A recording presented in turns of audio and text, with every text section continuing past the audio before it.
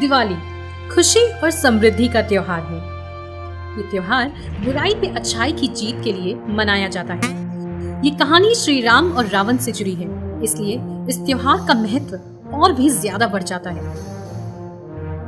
बहुत साल पहले दशरथ नाम के एक सच्चे राजा थे, जो अपनी 3 पत्नियों और 4 बेटों के साथ अयोध्या नाम की नगरी में राज करते थे। पर राजा दशरथ की एक पत्नी राम से बहुत जलती थी। उन्होंने राम को 14 साल के लिए वनवास यानी कि जंगल में उनको भेज देने की मांग की, ताकि उनका बेटा भरत राजगद्दी पर बैठ सके। राजा अपनी बात के पक्के होने के कारण राम को वनवास पे भेज देते हैं। राम अपनी प्यारी पत्नी सीता और अपने प्रिय भाई लक्ष्मण के साथ वनवास के लिए निकल जाते हैं।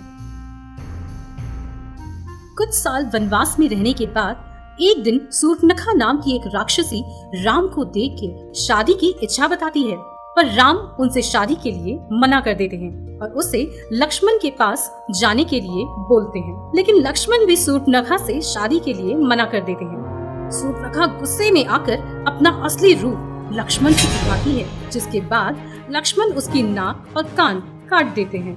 राक्षसी रोते हुए अपने भाई रावण के पास जाती है, जो कोई और नहीं पर लंका का असुर राजा था। रावण गुस्से में आकर राम से बदला लेने की ठान लेते हैं। रावण दूसरे असुरों की मदद लेते हैं, जो एक ओर सुनहरे हिरण का रूप लेकर राम और लक्ष्मण का ध्यान भटकाते हैं, तो दूसरी ओर रावण कुटिया से सीता का अपहरण कर देते हैं। राम और लक्ष्मण वापस आकर सीता को लापता पाते हैं। तब उन्हें पता चलता है कि जब वो यहाँ नहीं थे तब कुछ ना कुछ तो बुरा हुआ है, तो फौरन वो दोनों सीता को ढूंढने के लिए निकल पड़ते हैं।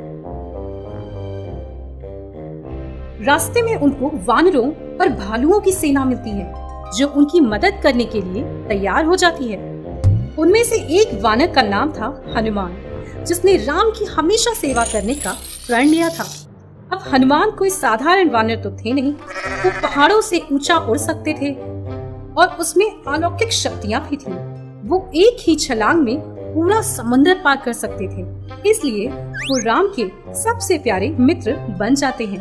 वो हनुमान ही थे जो रावण की लंका के एक सुंदर बागीचे में सीता को बंधा पाते हैं। हनुमान सीता से वादा करते हैं कि राम उनको छुड़ाने के लिए जल्द ही आएंगे।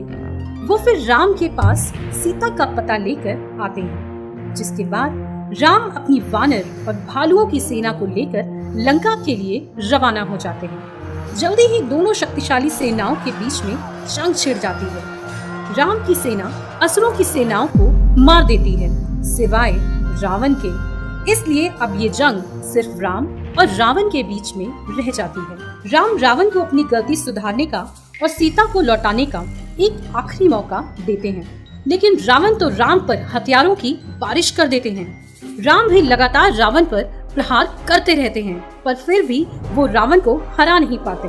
आखिर में रावण के भाई विभीषण राम को बताते हैं कि रावण की सबसे बड़ी कमजोरी उसकी नाभि में है, जिसके बाद भगवानों का दिया हुआ तीर राम रावण की नाभि में मारते हैं, जिससे रावण की मृत्यु वहीं हो जाती है। आखिर में राम और उनकी प्यारी पत्नी सीता फिर से एक हो जाते हैं। 14 साल का वनवास पूरा करके राम, सीता और लक्ष्मण अपने घर और अपने राज्य लौट आते हैं।